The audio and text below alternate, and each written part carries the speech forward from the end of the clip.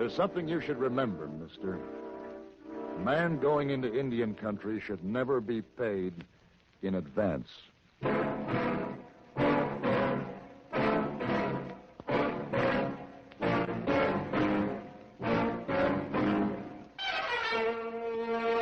Have Gun. Will Travel. Starring Mr. John Daner as Paladin. San Francisco, 1875. The Carlton Hotel. Headquarters of the man called Paladin.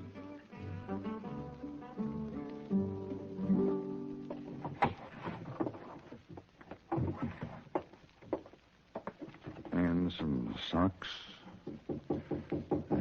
Yes? What is it? Mr. Paladin, look. Oh, Miss Wong. You dressed for party. You like? Oh, I certainly do. But why the mask, Miss Wong? A mask? We're going to a masquerade party in Chinatown tonight. I take it, hey, boy. Oh, where is he? Oh, big problem with Hey Boy. Keep going as cowboy. Well, that's no problem. Oh, it's a big problem. He wears cowboy hat, leather pants, big boots, everything. But what's the problem? Spurs. Oh. Big spurs. Mr. Paladin, please to get Hey Boy information on how to walk with big spurs. All right, send him in. Oh, he's got them on now. That can do. Hey Boy hardly can walk. Afraid to try stairs. You come down, please? Yes, of course. I'll come down as soon as I finish packing. Did you take another trip? Yes, another trip. Oh, you traveled so much, Mr. Paladin. Where are you going this time? Up around the Little Bighorn. Oh, Little Bighorn. Well, that's a river, Miss Wong, in Montana Territory. All right, come on. Let's get the Hey Boy untangled from his spurs.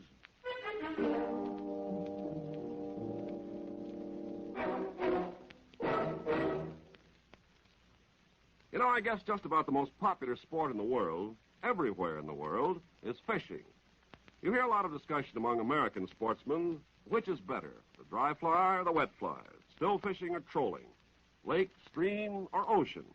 Everyone has his own ideas about this sport of fishing, and he goes after it in his own way. Well, that's true all over the world. As our servicemen have observed, there are a lot of different ways of catching fish. In Borneo, for example, the natives crush the berries of a certain shrub, and the juice poisons the fish of a river without spoiling them as food. In Africa, South America, and Alaska, the spear or harpoon is used. In Japan, trained birds called cormorants are sent diving down into the water to bring up fish. In some Pacific islands, nets are used. In others, the bow and arrow is the favorite method of getting fish for supper. Well, what's true about fishing is true about other customs and traditions around the world. The way of doing things may be different, but the ideals are the same. No one way is right or wrong. It's just what suits the individuals best. These customs are important to the people who follow them, and our servicemen are helping to maintain goodwill by observing the customs of other people in other lands.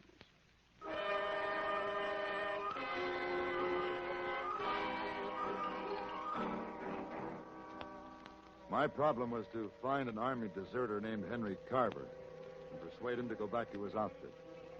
It seems he'd deserted in order to rescue our girlfriend from a marriage that was being forced on her.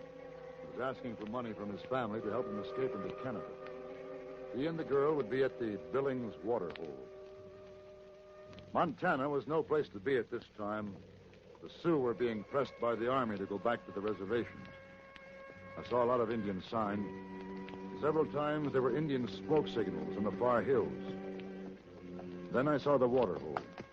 But someone saw me first. Hey, don't shoot! Where are you? Keep riding, mister. You Corporal Carver? Who are you? My name is Paladin. Your mother sent me. Did she send the money? No. Then get out of here. Now, wait. Let me talk to you. Now, don't come any closer. We got nothing to talk about. You get back on that horse and ride out of here. Henry, maybe he can help us. Becky, you stay out of this. Go on, mister. Start moving. Any message for your mother? Yeah. Tell her Becky and me'll make Canada on our own. Maybe you won't. What are you talking about? A troop of cavalry. What? Becky, stay here. No, you stay out of sight. They may be looking for you. No. Don't try anything. I got this rifle pointed at your heart. All right. Look. Down there. You're right. It is a troop of cavalry. What are we going to do, mister? We? They're not after me. You came to help me? I came because your mother asked me to. Well, then... Now, go on. Get back where you were. They're probably just coming in for a water break. Maybe. Don't try to trick us. I'll still have you covered. Go on. Hurry. All right, men. Water your mouths and fill your canteen. Move out.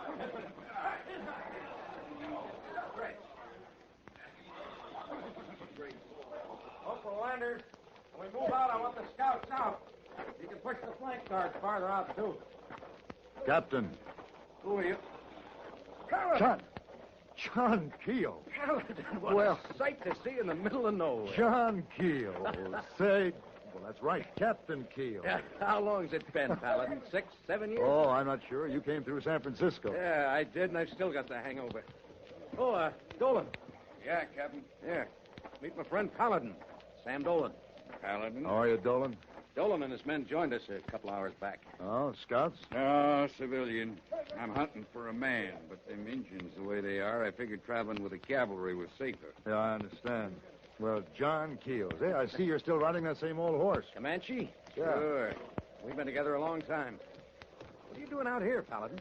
Business. See any Indians? Just sign. We've been driving most of them north. Come on, let's walk to higher ground. Maybe we can see something. Dolan, you better come.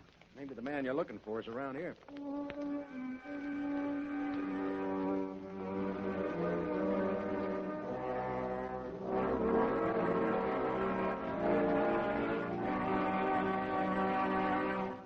On June 15th, in the year 1215, King John of England met a group of barons on the meadow of Runnymede.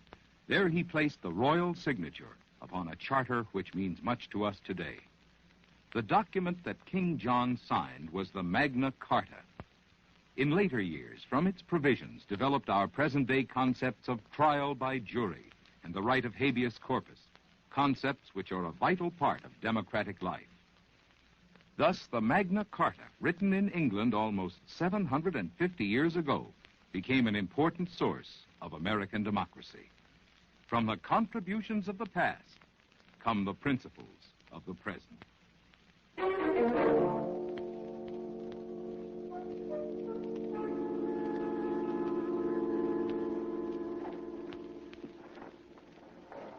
See anything, Keel? No.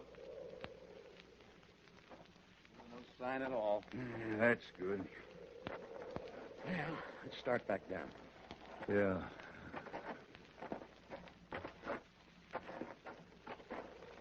Hey, you married yet, Paladin? No. I guess I move around too much for that. Well, you ought to see the fine family I got back at Fort Lincoln. Yeah? Wife and 4 kids. Well, good for you. And this is my last field trip. Next week I go out. I plan to get a piece of land and teach those kids of mine how to live off it. Where are you going now? Rejoin the battalion on Rosebud Creek. Not far from here? Oh, at half a day. Who's your command now? George Custer. Remember him? Oh, yeah, I remember him. What about you, Mr. Dolan? It's a dangerous country to be traveling in. I'm here on a personal matter. Oh? Hunting a kid and a girl, a soldier boy. Is that right? And the girl and I are supposed to be married, but this boy made off with her. I traced him to this area. I see. Sure got a score to settle with him. Well, if I run into him, I'll give him your regards. Home, Captain. You mind if we still tag along with you, Captain? Suit yourself. Well, good luck to you, Paladin. Say hello to San Francisco for me. I'll do that.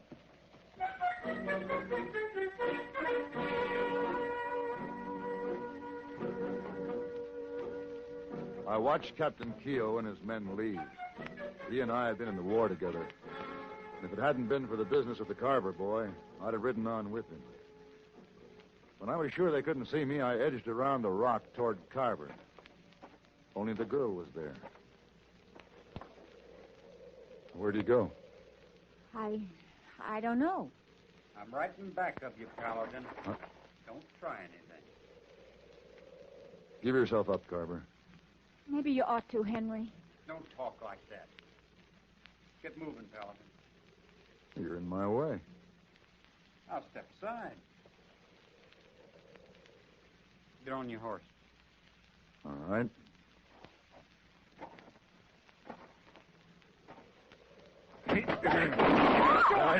Give me that rifle. No! You killed him. Ah, he'll live. He's not shot. Oh, what are you going to do with us? I'm going to save you from yourselves, if I can.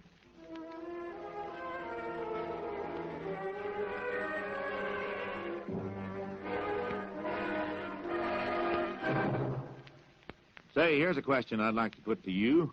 How much do you appreciate the things that make life just a little easier? For instance, take the way our teenage gals dress for a Saturday night dance. All glamorous like, and just regular walk-in fashion plates. And when they get to the dance, there's a super combo waiting to give out with the music. But let's go back a spell. Around 1790, and see what the teenage gals were wearing then for a weekend get-together. It's Sunday afternoon, and the gals are attending a rare social gathering.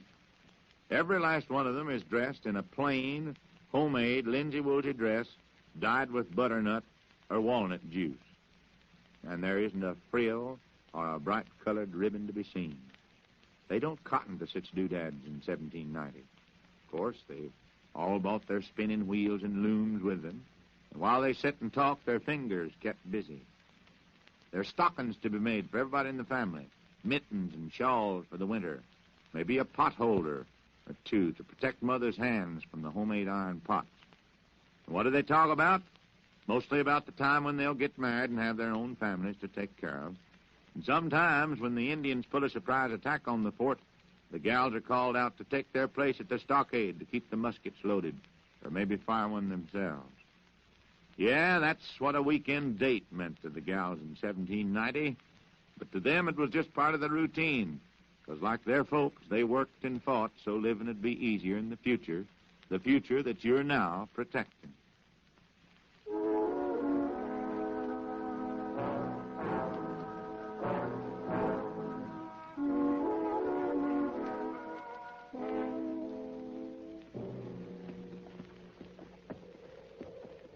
Might as well have turned me over to that captain this morning.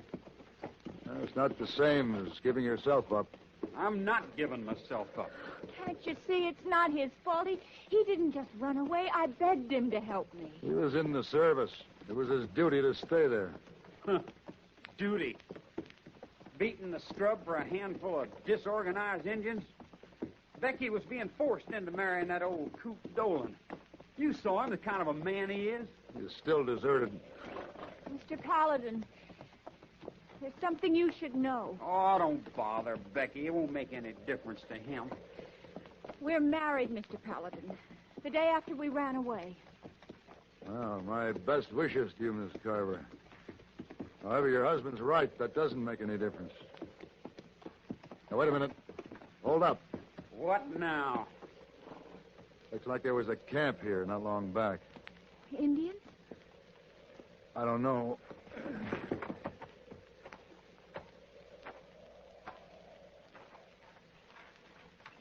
What is it? Canteen. Stamped 7th U.S. Cavalry. The 7th? Yeah. That's your outfit, Corporal. From the look of it, it was a large group. Larger than Keogh's. Well, let's get out of here.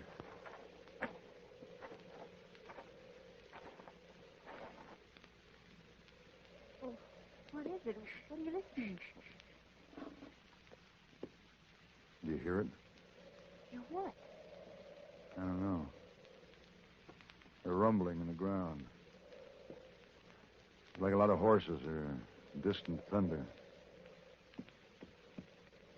I don't know. Let's go.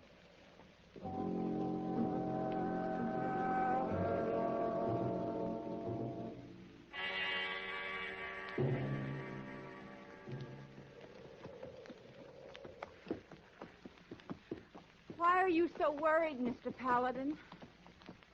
What makes you think I am? I've been watching you. Ever since you heard that sound, you've changed. Like something's bothering you. Paladin, look, What? that horse. On top of that ridge over there. Yeah, I see him. Hey, he's got a saddle on him. Let's ride up there. Yeah, yeah. Come on. Maybe his owner's foraging. Maybe. He's just barely moving. Paladin, that's a cavalry saddle. Yeah. Wait a minute. That's Captain Keogh's horse. Ooh. Oh, Ooh, no, boy. Here now. Here, boy. Comanche. Easy. Easy, boy. Easy. Good Lord. This horse has been shot. What do you think happened? Carver, get down and help me doctor this horse. Then we'll look for Captain Keogh.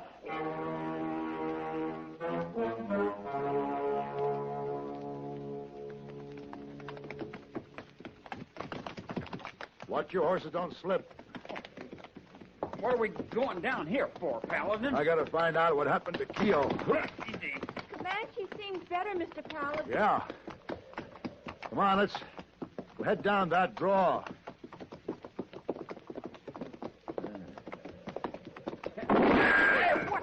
Drop your gun, Paladin. We got you from both sides. Dolan. There. Looks like I got my bride back. And our friend, the deserter, too. You can't do anything now, Mr. Dolan. We're married. We'll talk about that later. Thanks, Paladin, for delivering them up. We saw you coming a long ways back. What happened to the cavalry, Dolan? I left them this morning. There was a lot of Indian signs, so we turned back. It's a lucky thing. We might have missed you. All right, boys, get them off the trail to the clearing, and then get that noose ready. We got a deserter to hang.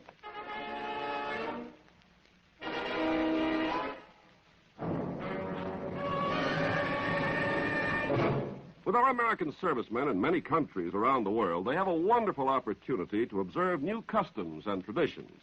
What might have seemed strange before is becoming pretty familiar to them. For instance, among the Mohammedans, to drink coffee with anybody is regarded as a sacred rule of hospitality, a token of peace. The berries are roasted over a charcoal fire, and the coffee is allowed to boil 3 times. It's thickly sugared and served in very small cups. All this is traditional among the Mohammedans, but as our servicemen have observed, it's simply their version of our mid-morning coffee break or our afternoon tea party or our cocktail hour.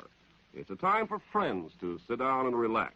It's a time for conversation with a cup of whatever beverage suits the individual taste. And this is true of customs and traditions of all countries. The way of doing things may be different, but the ideals are the same. So it is by observing these customs that our servicemen are helping to maintain goodwill with other people in other lands.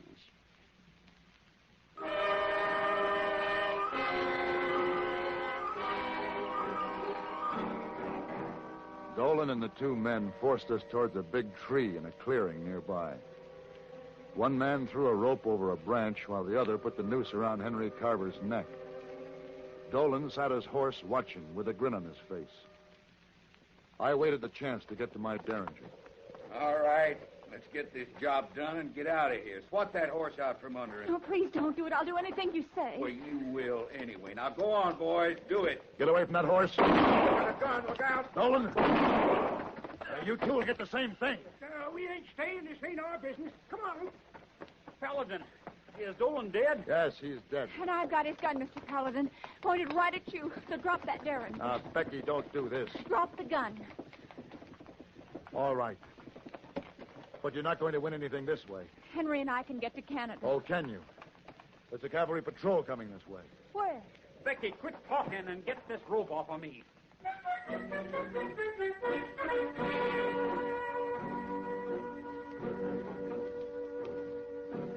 patrol just kept coming on, as though they hadn't seen any of us. The kids were riding up the hillside. I mounted and started after them. They'd stopped at the top. Carver and the girl sat their horses, staring down the other side as I rode up. Ooh, Carver! What's the matter? Paladin. Look. Down there.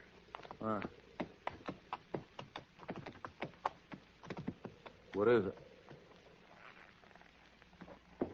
Good Lord. It's the 7th Cavalry. No one's moving, Mr. Paladin. They've been slaughtered. They're all dead. My outfit. Oh, Henry, don't please. What could you have done except die with them? That's what I could have done. Hold! Hold!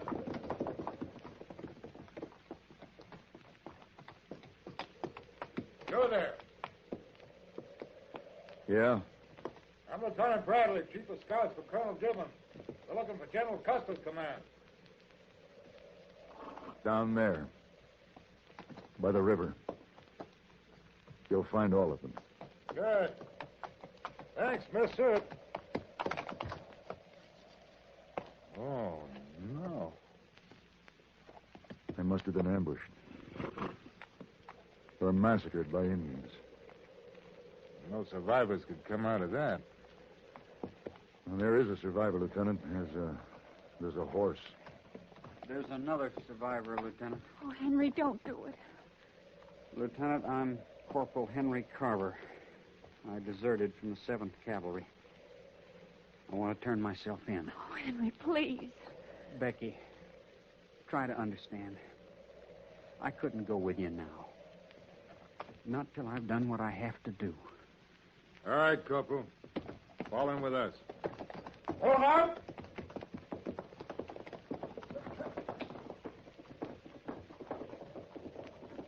Why, Mr. Paladin? Why did he turn himself in? They won't care now. He will. He was a part of their 7th Cavalry, Becky. He was a part of other men. Come on. I'll take you home.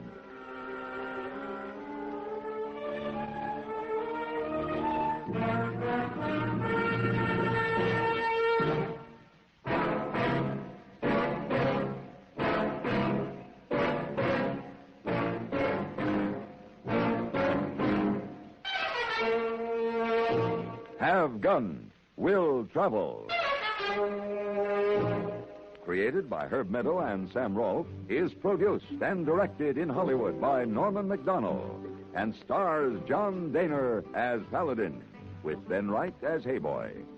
Tonight's story was written by Irving Wallace and adapted for radio by Tom Hanley. Featured in the cast were Sam Edwards, Barbara Eiler, Vic Perrin, and Jack Moyles.